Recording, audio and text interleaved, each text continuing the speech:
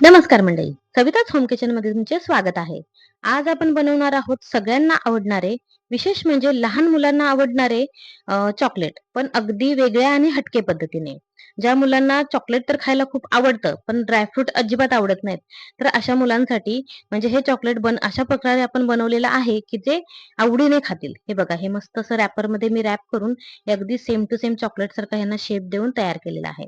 आता आपण बघूया हे चॉकलेट आपण कशाप्रकारे बनवलेले आहेत ते. आता इथे मी भरपूर सारे खजूर घेतलेले आहेत.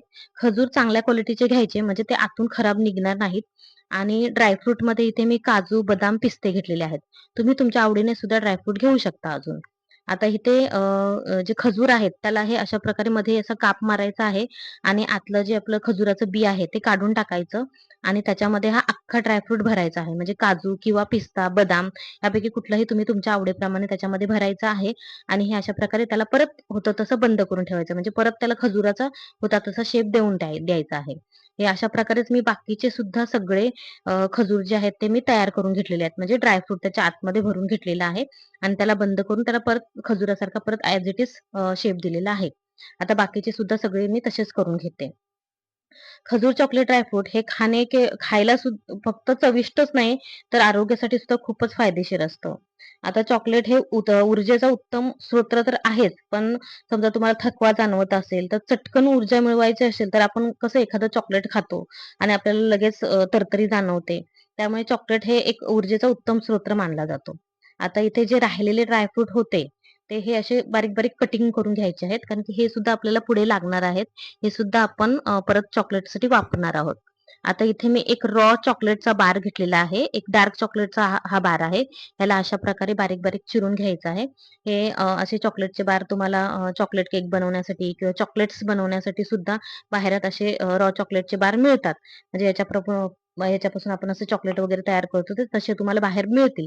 तर हे असं बारीक चिरून घ्यायचं आहे आणि मग एका बाउलमध्ये काढून घेऊन आपण हे उकळत्या पाण्यामध्ये वरती असे ठेवायचे आहेत आणि मग ते वितळून घ्यायचे आहेत. चॉकलेट जे आहे ते डायरेक्ट असे ठेवायचे नाहीत गॅसवरती, नाहीतर ते खालून करपतील. वितळणार तर नाहीत, पण खालून करपून जातील. तर हे असं डबल बाउलिंगच्या मदतीने आपण याला असं वितळून घ्यायचं आहे. हे बघा, आता याच्यामध्ये मी थोडीशी टेस्ट येण्यासाठी कॉफी पावडर टाकली होती आणि 1 चमचाभर दूध टाकलं होतं आणि हे अशा प्रकारे आपलं हे छान असं डार्क चॉकलेटचं लिक्विड तयार झालेलं आहे. आणि आता हे सगळे जे खजूर आपण जे ड्रायफ्रूट भरून घेतले होते, ते याच्यामध्ये असे डीप करायचे आहेत ह्या चॉकलेटमध्ये आणि असे मग एक-एक असे साइडला करून ठेवायचे आहेत. म्हणजे ह्याचं चॉकलेट जे आहे ते सेट होईल. आता ड्रायफ्रूट हे मेंदूला चालना देण्याचं तर काम करतंच. पण चॉकलेटमधली जी कोको पावडर जे असतं त्यामुळे मेंदूसुद्धा सक्रिय होण्यास मदत होते. म्हणजे लहान मुलांसाठी वगैरे तर ते खूपच फायदेशीर आहे. काजू आणि इतर ड्रायफ्रूटमध्ये सुद्धा मॅग्नेशियम, कॅल्शियम आणि फॉस्फरस हे असतं. आता हे सगळं आपल्याला हाडे आणि स्नायू यांना मजबूत करण्याचं काम करतं. त्यामुळे लहान मुलांना तर याची खूप गरजच असते. तर हे अशा प्रकारे जर त्यांनी खाल्लं, तर त्यांच्या शरीरासाठी ते फायदेशीरच होणार आहे. अर्थात योग्य प्रमाणात खाल्लं तर. आता हे जे आपण ड्रायफ्रुट्स कटिंग करून घेतले होते, ते सगळे आता याच्यावरती आपण चिकटवून घेऊया.